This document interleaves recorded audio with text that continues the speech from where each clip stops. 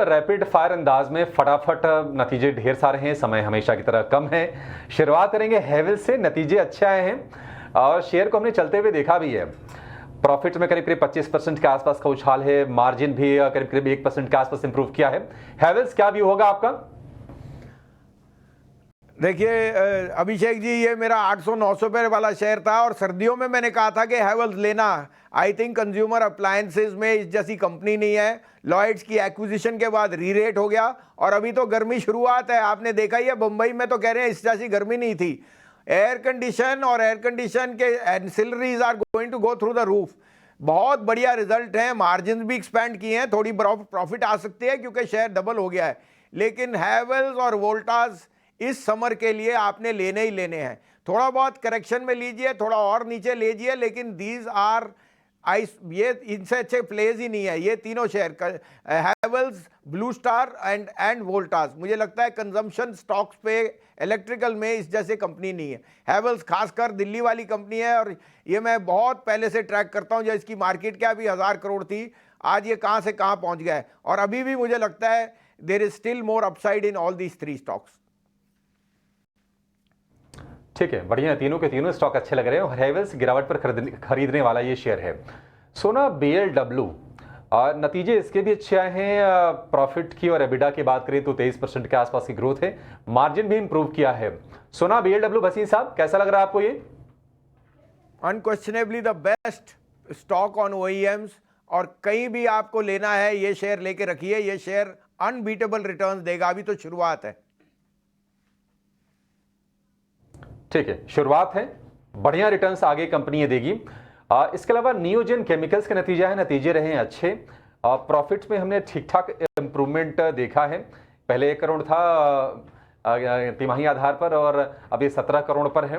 Revenue में करीब करीब 20-22% के आसपास का उछाल है और मार्जिन में करीब 6% का बढ़िया इंप्रूवमेंट।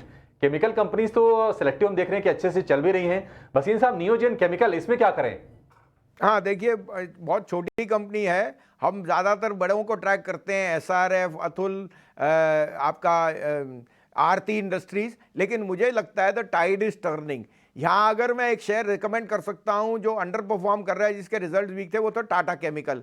मुझे लगता है 1050-75 में आपको टाटा केमिकल लार्ज कैप में और नियोजन में अगर है तो उसने रिजल्ट बहुत बढ़िया दिए हैं और मार्जिन जिस तरह से एक्सपैंड किए हैं, I would say buy on dips. लेकिन मैं टाटा केमिकल जरूर रेकमेंड करूंगा।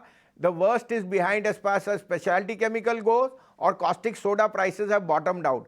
तो मुझे दोनों तरफ से टाटा केमिकल अभी भी लगता है अक्यूमुलेट होना चाहिए at this price. Tata chemicals में खरीदारी करने की सलाह है। फटाफट 5 स्टार बिजनेस के बारे में व्यू दीजिए सर। NII में 33-34% का बहुत ही स्ट्रॉन्ग उछाल और मुनाफे में 40% का दमदार सॉलिड नतीजे। करना क्या है सर इसमें? होल्ड।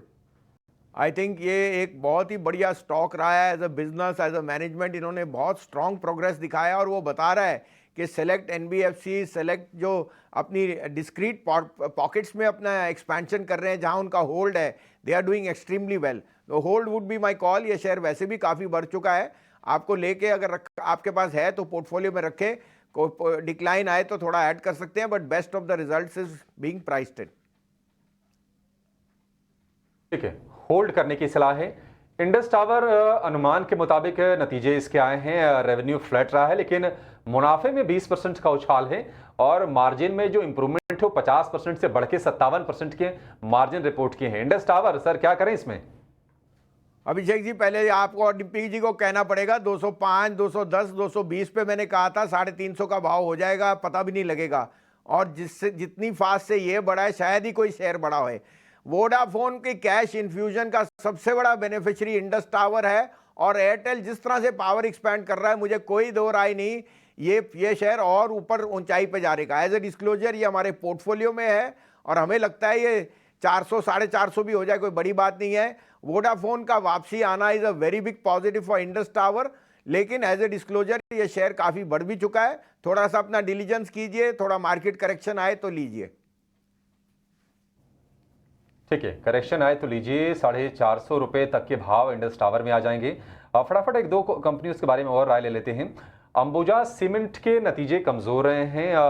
मार्जिन में हमने थोड़ा सा कॉन्ट्रैक्शन यानी कि कमी देखी है, और रेवेन्यू और प्रॉफिट में ज़्यादा कोई उछाल है नहीं। एबिडा है 6% down.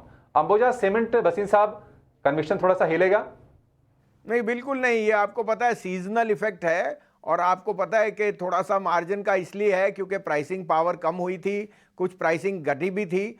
But Ambuja ACC combined 58 million tonne capacity है, अल्ट्राटेक की अब 140 हो गई।